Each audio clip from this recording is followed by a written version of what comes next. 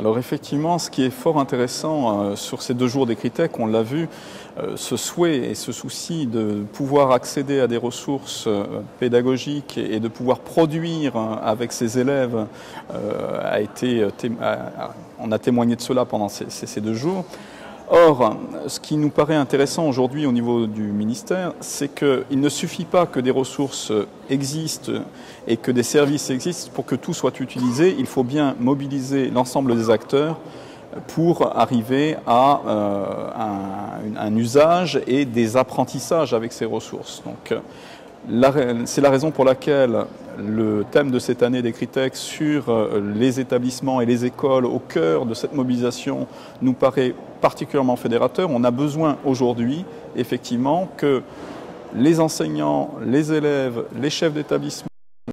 des acteurs sur le terrain puissent se saisir des ressources que nous avons déjà eu l'occasion de commencer à mettre à disposition à travers la stratégie numérique et différents services comme EduTech, comme Décolle, comme English for Schools, comme les fondamentaux, en fait, avec nos opérateurs, mais aussi qu'ils puissent utiliser l'ensemble des ressources via les ENT en particulier, puisque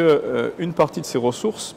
aujourd'hui, une grande partie de ces ressources numériques, pédagogiques, sont toujours associées à des services, et donc on est sur du contenu et des services associés. Autrement dit, on cherche à la fois des usages collectifs, une personnalisation possible des parcours à travers les outils qui sont mis à disposition. On veut que ce soit multi-support, que ce soit la tablette, l'ordinateur, à la maison, en mobilité. En fait, on voit une explosion des conditions dans lesquelles on peut utiliser les ressources numériques et on est obligé de penser l'ensemble de cette chaîne à la fois en fonction des besoins exprimés par ces usagers, par ces enseignants et ces élèves en premier lieu, de penser comment faire connaître mieux ces ressources, y compris au niveau des chefs d'établissement, au niveau des professeurs documentalistes, mais ils sont en général fort bien documentés et ils sont parmi, bien entendu, les professeurs moteurs, mais on ne veut pas que ça repose uniquement sur eux également. Donc, plusieurs éléments. Présenter, qualifier les ressources, c'est la question de l'infomédiation qui, effectivement, est dans les recherches, les travaux que nous sommes en train de mener, y compris avec nos opérateurs. On espère pouvoir aboutir à quelque chose qui réponde à une demande professionnelle, à un besoin pour, effectivement, se promener dans cette polyphonie, pour ne pas dire parfois cacophonie des ressources. D'ici à d'arriver à une symphonie, nous verrons bien, mais disons qu'on est particulièrement attentif à ce premier élément. Deuxième élément, il s'agit pour nous aussi de produire à travers pour l'éducation, de produire à la fois des services comme un service national de l'indexation qui permet effectivement de parler tous d'un même langage, d'avoir les mêmes données, éditeurs publics, privés, éditeurs de ressources, je vais dire, on a entendu éditeurs de ressources pour les enseignants,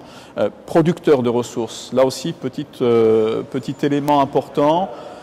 Ressources éditoriales spécifiquement conçues pour l'enseignement, c'est une première catégorie. Ressources éditoriales d'opportunité, c'est-à-dire celles dont les enseignants et les élèves se saisissent pour pouvoir effectivement répondre à un projet pédagogique. Et puis, je décalerai légèrement, on dirait production des enseignants et des élèves. Et justement, avec le numérique, on veut qu'ils produisent et qu'ils puissent effectivement être dans un cadre de confiance, un cadre également donc, qui permette de produire, d'échanger, de partager, d'écrire avec le numérique et pas simplement de consulter. Mais ça, c'est un discours que nous avons et pas seulement. Nous essayons depuis un certain temps maintenant d'arriver à cela. Alors, construction de ressources mises à disposition gratuitement pour les enseignants, ce qui ne veut pas dire forcément effectivement que nous ne mettons pas quelques moyens en amont pour structurer tout cela. On a des ressources qu'on veut granulaires, c'est le cas de ce que nous avons proposé sur EduTech pour le moment avec les grands établissements publics qui permettent aux enseignants de se saisir et de travailler avec leurs élèves en fonction de leur projet pédagogique, avec l'idée de leur faciliter la vie en ayant un seul identifiant, on va dire, et mot de passe pour naviguer dans l'ensemble des propositions des partenaires avec des améliorations, des outils à venir, bien entendu, pour enrichir tout cela. pour enrichir l'expérience. C'est ce que l'on a pu voir avec l'exemple de Décolle et de son avatar qui cherche effectivement à une autre approche, mais qui effectivement place toujours l'enseignant dans la médiation et dans une médiation qui permet d'accompagner au mieux l'élève et qui permet à l'élève d'avoir envie, bien entendu, d'apprendre, de développer ce goût d'apprendre dans ces moments, effectivement, d'utilisation du numérique à l'école.